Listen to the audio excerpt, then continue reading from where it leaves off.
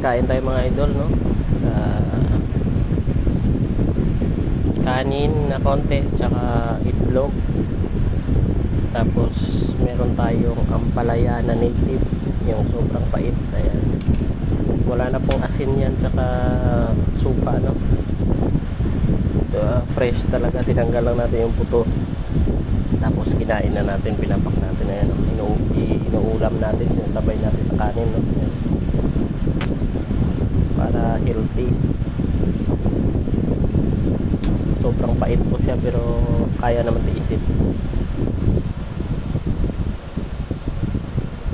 Kaya kung di pa kayo nakapag-almusal dyan, kain na tayo, sabay tayo, no? Ayan.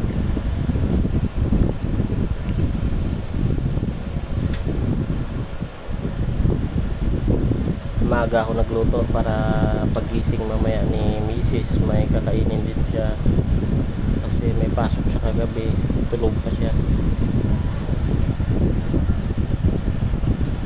Kaya nagluto tayo ng maaga habang nagbabantay ng tindahan.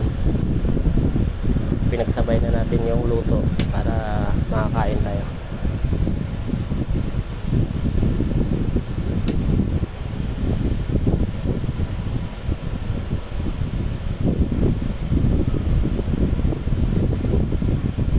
Huwag niyong kalimutan po i-subscribe yung ating YouTube channel, no? Zen Valley Vlogs. Tsaka yung Facebook natin ay Senji Moto Vlog. Ayan.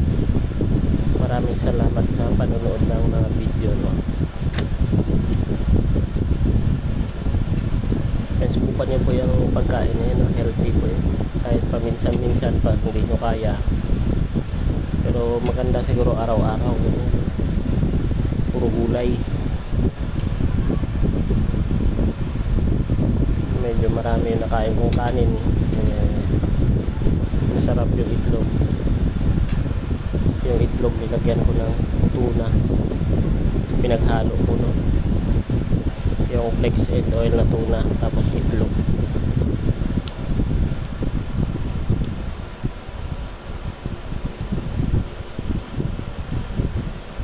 Hirap din ako ubusin yung ampalaya kasi sobrang pait.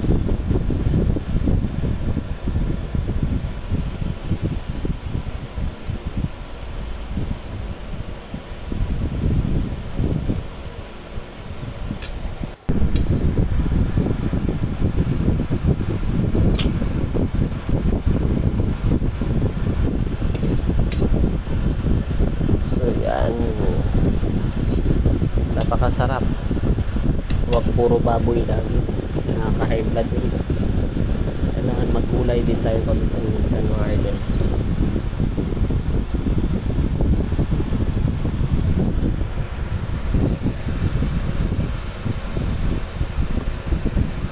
Yan, napakasarap. Parang isda lang yung lasa ng ampalaya. Inubos po natin yan, isang piraso na maliit, yung native na ampalaya.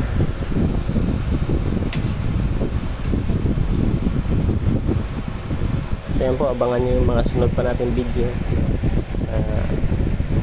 Minsan busy tayo pero gagawa tayo ng video, no?